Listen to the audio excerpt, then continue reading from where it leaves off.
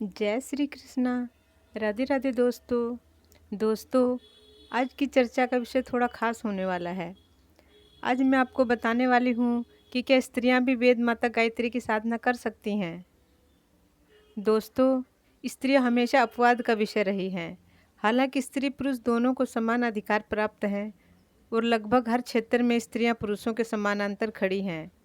हमारे संविधान के अनुसार स्त्रियों को वे सभी अधिकार प्राप्त हैं जो पुरुषों को है। ईश्वर ने भी इस सृष्टि की रचना करते समय स्त्री पुरुषों को एक दूसरे का पूरक बनाकर ही उत्पन्न किया था। स्त्री को पुरुष की अर्धांगिनी कहा जाता है, जिसका अर्थ है पुरुष के शरीर का आधा हिस्सा। हर क्षेत्र में समान अधिकार होते हुए भी कुछ धर्म के ठेकेदारों ने स्त्रियों को और शूद्रों को तुच्छ समझकर मंदिर में उनका प्रवेश वर्जित कर दिया और कुछ धार्मिक ग्रंथों के अध्ययन पर भी उनके लिए रोक लगा दी गई। अभी हाल ही में सिंगणापुर शनि मंदिर में स्त्रियों के प्रवेश पर काफ़ी बवाल उठा था कि स्त्रियां मंदिर के अंदर प्रवेश नहीं कर सकती, मगर बाद में परिणाम स्वरूप स्त्रियों को मंदिर के अंदर जाने का अधिकार मिल ही गया। दोस्तों, ईश्वर ने स्त्री पुरुष में कभी भेद नहीं किया। उन्होंने तो समान रूप से उनकी उत्पत्ति की ताकि सृष्टि गतिशील बनी रहे। स्त्री पुरुष के बीच भेदभाव तो पुरुष प्रधान समाज की ही देन है, जो स्त्री को हमेशा से ही अबला समझकर समाज का डर दिखाकर उनकी भावनाओं का दमन करते आए हैं। दोस्तों, मैं आपको बताने जा रही थी कि क्या स्त्रियां भी गायत्री साधना कर सकती हैं। हाँ दोस्तों, स्त्रियों को भी गायत्री साधना करने का पूरा अधिकार है। कुछ कथावाचकों ने भ्रम फैला रखा है कि गायत्री मंत्र एक वेद मंत्र है और स्त्रियों को वेद मंत्र की साधना करने का अधिकार नहीं होता, मगर ये सही नहीं है। अगर सही है तो वे पूर्ण रूप से इसे साबित करके दिखाएं कि स्त्रियां गायत्री मंत्र की साधना नहीं कर सकती। दोस्तों, पुरुषों की भांति स्त्रियों को भी गायत्री मंत्र की साधना करने का पूरा अधिकार है। बड़े बड़े विद्वान और कथावाचकों का मानना है कि गायत्री मंत्र एक वेद मंत्र है, इसलिए इसे जपने का अधिकार स्त्रियों को नहीं है। यह मंत्र इतना शक्तिशाली है कि स्त्रियां कमज़ोर होने के कारण इसे धारण नहीं कर सकती। मगर दोस्तों, ये बिल्कुल गलत धारणा है। स्त्रियों को भी पुरुषों की भांति गायत्री साधना करने का पूर्ण अधिकार है। कोई भी यज्ञ या धार्मिक अनुष्ठान सिर्फ पति के द्वारा ही संपूर्ण नहीं हो सकता, उसमें पत्नी का उसके वाम भाग में बैठना अनिवार्य होता है। स्त्री और पुरुष एक दूसरे के पूरक हैं। सिर्फ पुरुषों से ये सृष्टि नहीं चल सकती। यदि स्त्री की रचना नहीं होती तो ये सृष्टि आज निश्चेष्ट अवस्था में ही पड़ी होती, उसका विस्तार नहीं हो पाता। ईश्वर ने स्त्री और पुरुष दोनों की रचना समान रूप से की है और स्त्री पुरुषों को समान अधिकार प्राप्त हैं। पत्नी को पति की अर्धांगिनी यूं ही नहीं कहा जाता, वह पति का आधा हिस्सा होती है। स्त्री के बिना सृष्टि की रचना और विस्तार हो ही नहीं सकता। त्रिदेव ब्रह्मा विष्णु महेश इतने शक्तिशाली हैं, मगर सरस्वती लक्ष्मी और काली के बिना वे शक्तिहीन हैं। ये तीनों देवियां ही तीनों त्रिदेव की शक्ति हैं। स्त्री के बिना कोई भी यज्ञ या धार्मिक अनुष्ठान पूर्ण हो ही नहीं सकता। इसका उदाहरण हमें समय समय पर मिलता रहा है। ब्रह्मा जी स्वयं एक धार्मिक यज्ञ अनुष्ठान में शामिल होने जा रहे थे। उस समय उनकी पत्नी उनके साथ में नहीं थी। तब उन्हें धार्मिक अनुष्ठान में बैठने के लिए देवी गायत्री से विवाह करना पड़ा।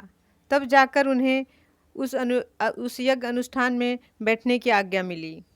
त्रेता युग में भी जब भगवान श्री राम ने राजसूय यज्ञ प्रारंभ किया तो उन्हें भी माता सीता की आवश्यकता पड़ी। जब स्त्री का हर जगह होना इतना अनिवार्य है तो फिर स्त्री को इतने उपेक्षित क्यों समझा जाता है कि कभी तो ये कहा जाता है कि वे मंदिर में प्रवेश नहीं कर सकती, कभी कहा जाता है कि वे वेद माता गायत्री की साधना नहीं कर सकती। दोस्तों, ये बिल्कुल गलत है। जब स्त्री पुरुष को समान अधिकार प्राप्त हैं तो धार्मिक मामलों में उसे निम्न क्यों समझा जाता है। ईश्वर ने तो सृष्टि चलाने के लिए स्त्री पुरुष की समान रूप से रचना की है, मगर पुरुष प्रधान समाज ने ही ये कायदे कानून बना दिए। वेद माता गायत्री स्वयं एक स्त्री हैं, फिर स्त्रियां उनकी साधना क्यों नहीं कर सकती। दोस्तों, इतिहास गवाह है कि प्राचीन समय में ऋषि कन्याएं राजकन्याएं गुरुकुल में शिक्षा ग्रहण करते समय उन्हें भी वेदों का ज्ञान दिया जाता था। वेद साधना थोड़ी कठिन जरूर है, मगर क्योंकि ये एक निश्चित समय पर और नियमित रूप से करनी होती है और स्त्रियों के लिए घर गृहस्थी में समय निकालना थोड़ा मुश्किल होता है, इसलिए ऐसी मान्यता बना दी गई कि स्त्रियों को गायत्री साधना नहीं करनी चाहिए। दोस्तों, गायत्री साधना के लिए दृढ़ निश्चय की आवश्यकता होती है। फिर चाहे वह स्त्री हो या पुरुष, इससे कोई फर्क नहीं पड़ता। दोस्तों, कुल मिलाकर मेरे कहने का तात्पर्य है कि स्त्रियां भी गायत्री साधना कर सकती हैं। दोस्तों, हम देखते हैं कि स्कूल विद्यालयों में प्रातःकाल जो प्रार्थना की जाती है, उसके पश्चात गायत्री मंत्र का 3 बार उच्चारण किया जाता है और ये उच्चारण बालक और बालिकाएं दोनों समान रूप से करते हैं, क्योंकि गायत्री मंत्र सद्बुद्धि का मंत्र है और सद्बुद्धि पाने का अधिकार बालक और बालिकाओं दोनों को ही है। योग और प्राणायाम युवक और युवतियां दोनों ही करते हैं और हम जानते हैं कि गायत्री मंत्र प्राणायाम का प्राण है। गायत्री मंत्र के बिना प्राणायाम अधूरा माना जाता है।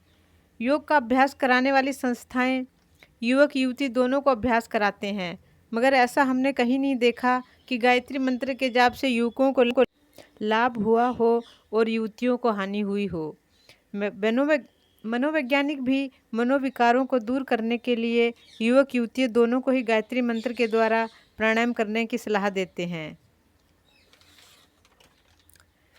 गायत्री मंत्र की तरंगें मन मस्तिष्क को शांत कर सकारात्मक प्रभाव डालती हैं, जिससे मनोरोगों में लाभ होता है। ऐसा हमने कहीं नहीं देखा कि इससे युवतियों को कोई हानि हुई हो। युवतियों और स्त्रियों को गायत्री साधना करते समय बस इतनी ही सावधानी रखने की आवश्यकता होती है कि मासिक धर्म होने पर उन्हें गायत्री साधना स्थगित कर देनी चाहिए, क्योंकि गायत्री साधना में स्वच्छता का बहुत अधिक विशेष महत्व है। फिर स्वच्छता चाहे शरीर की हो या मन की। दोस्तों, एक बात मैं आपको और बता दूं कि गायत्री मंत्र का जाप करना और गायत्री मंत्र की साधना करना, ये दोनों बातों में काफ़ी फ़र्क है, जो मैं आपको अपने अगले किसी वीडियो में बताऊंगी। आज सिर्फ इतना ही जान लेते हैं कि मानसिक जाप आप कभी भी कर सकते हैं। सोते जागते उठते बैठते मानसिक जाप आप कभी भी कर सकते हैं, मगर गायत्री साधना एक निश्चित समय पर नियमित करनी होती है।